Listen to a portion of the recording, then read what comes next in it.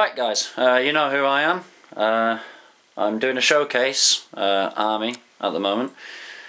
Well, not at the moment. Oh god, I'm bollocksing up again.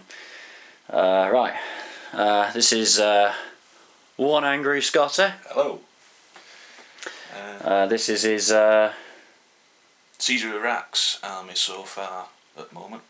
It's been created from what used to be the Ayatura Codex when we had the Lost and Damned available to play legally, that is. Where the Forge will come round, but that's when I started these, when I went over to Poland actually to play a tournament. But here we go. Do you want to pan across? yeah. Oh, Pan Am. Right. You've got a normal command squad here of a missile launcher, grenade launcher, voxcaster, and I'm using the Commissar model as a sergeant. So it's got a normal las pistol and got a close combat weapon. That is a nice model. Yeah, I mean, like I said, this squad, apart from that, and that would have been from my old Lost and Damned army, which I've still got. So I've got about 8 metal spawns still hanging around, but that's all before they brought out the plastic one. Yeah. Many years ago. Bloody GW. You've got a Penal Legion squad here of 10 metal cultists. Well, I got off eBay, funnily enough. Quite a good buy as well, if I remember correctly. This is the Custodian model, only because I think it's supposed to be the Sergeant model. So, yeah, they look quite nice. Oh, he is. Just trying to do them a little bit different, each one. So they're all armed with, not armed, but the base wise, they've all got a little bit of different. Bit of blood, hand, as you can see here, a dead head. The dead head. He decapitated him and he got an Imperial Guard. And he's even got a bomb there, funnily enough. I think he's about to pick it up and throw it at someone. He's been mortar striked. Yeah, he's mortared, and the Chaos Gods love him so much, it was a dud. And we got another 10-man infantry squad. Yes, let's just I'll spin that round so good. So we've got obviously using the Cities of Battle. Cities of Death. That's the one. Yeah. And it's a nice paint job that you've done with it though. Yeah, most of it is dry brushed. Yeah. Obviously, he's collecting heads as he goes along. The headsman. Yeah, he's headsman. He's seen some over here, so he's gone rushing over there, and you've got extra missiles ready and raring to be shot at. And again, pretty damn cool. Right. Yes. And again, you've got your sergeant there. Grenade launchers. Grenade launchers have actually, it's just a Pakistan Imperial Guard grenade launcher, and then I've just cut the chainsword off and just filed it down a bit and just stuck it underneath the barrel, and it actually looks quite effective as it looks like it's going to be a close combat weapon if anyone gets in combat with him as well. So it's like Gears of War, isn't it? Yes. Yeah. I didn't think of that actually when I was doing it. I just thought, I actually saw it on someone else's conversion and I thought that's quite neat and I quite like it. And you got another. Oh, it's actually we'll go away first. Yeah, that's fine. You got another 10-man Imperial Guard infantry squad. Again, missile launcher, grenade launchers, and all. The reason why these ones are slightly different, these are using the Katchan arms and legs, but also the previous two, they're the Cadian ones because it enables me to actually combine squads together. If I'm going to combine them, I'll use them too, whereas this one, it looks completely different and it's easier to distinguish. Yeah, because as a renegade army, they wouldn't always have... always all be the same. Yeah. Exactly. I had to convert that one slightly. That's neat. He's supposed to have a gun there, but it fell off.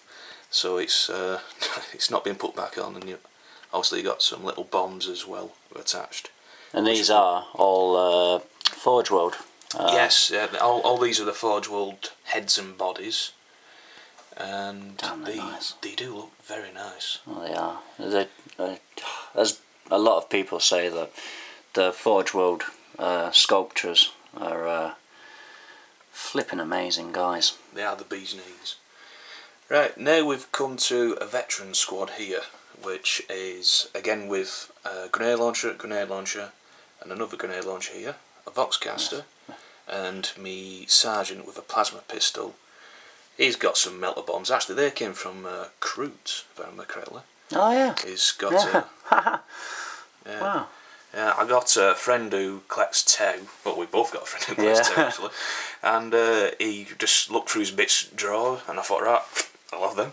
Off you. Oh, I love bits draws. So lovely. And these guys here, well, these ones, especially these ones, again, just normal infantry, but they've got the arms from Forge World, so you've got more close combat ones. And again, same with the guns as well. Oh, yeah, So these ones a little bit more combat orientated, even if you can say that for a guard army. yeah. Combat orientated guard. Yeah.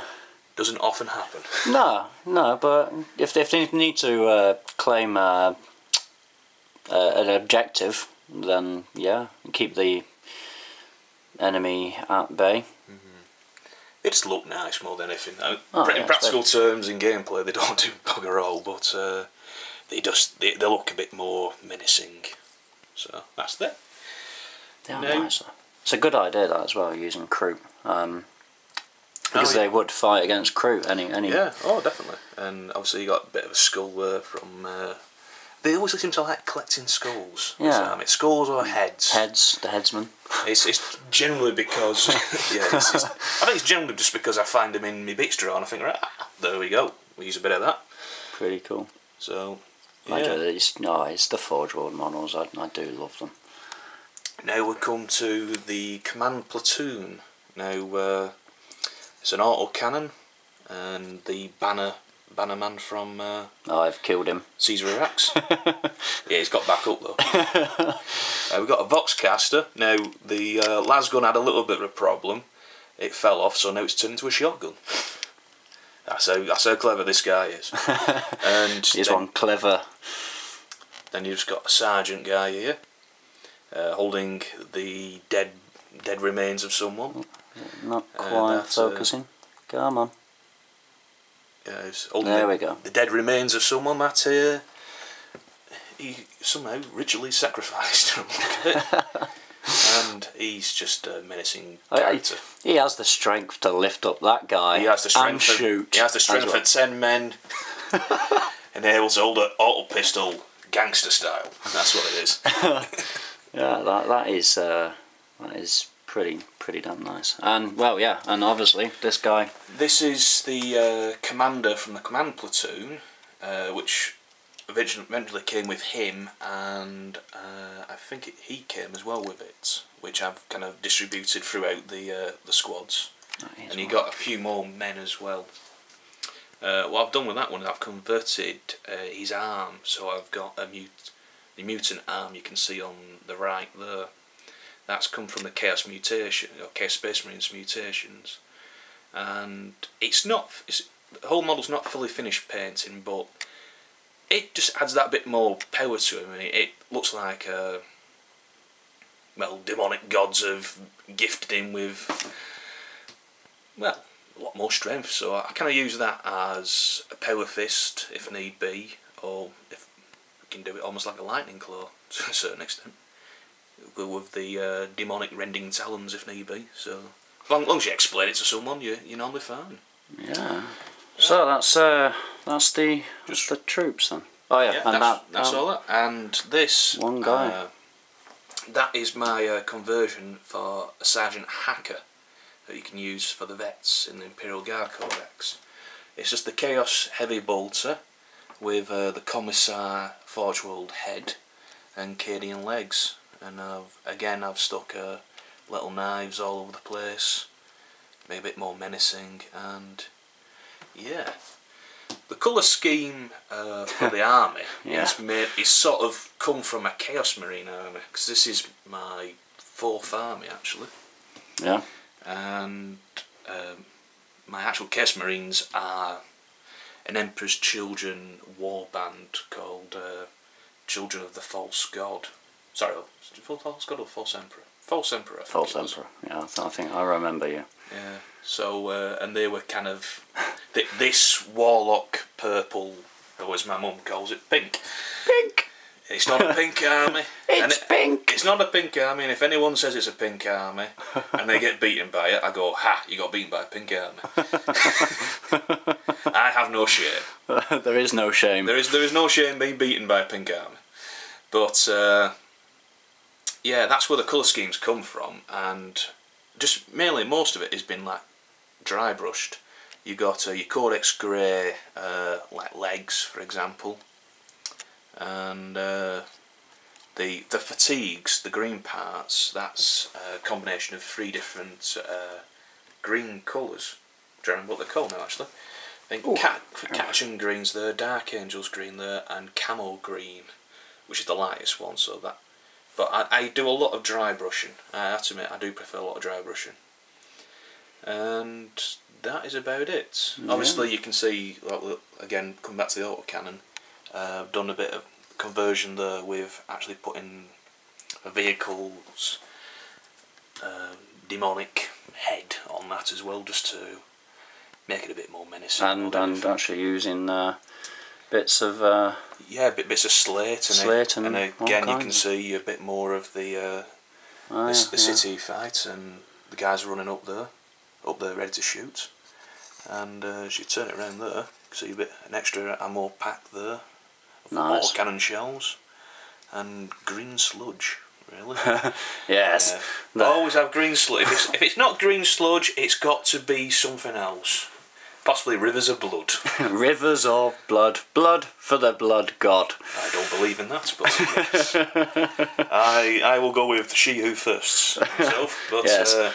You can't go wrong with that. Actually, I have been given some Beastmen, which I'm going to convert, which have been converted to Imperial Guard, which I'm going to be painting up and getting them sorted. More troops from the Siege of Rax, book 2 I think it is, where the Skull Takers warband kind of takes control, and yeah, so they should be coming up sometime soon. Not sure when. I say soon, it'll probably be a couple of months away from now. Yeah. Knowing me. Yes, yeah. But that's more or less all the infantry anyway for the time being. This is the part 1 of the infantry, the Siege of Varax army showcase. Ta-ta for now.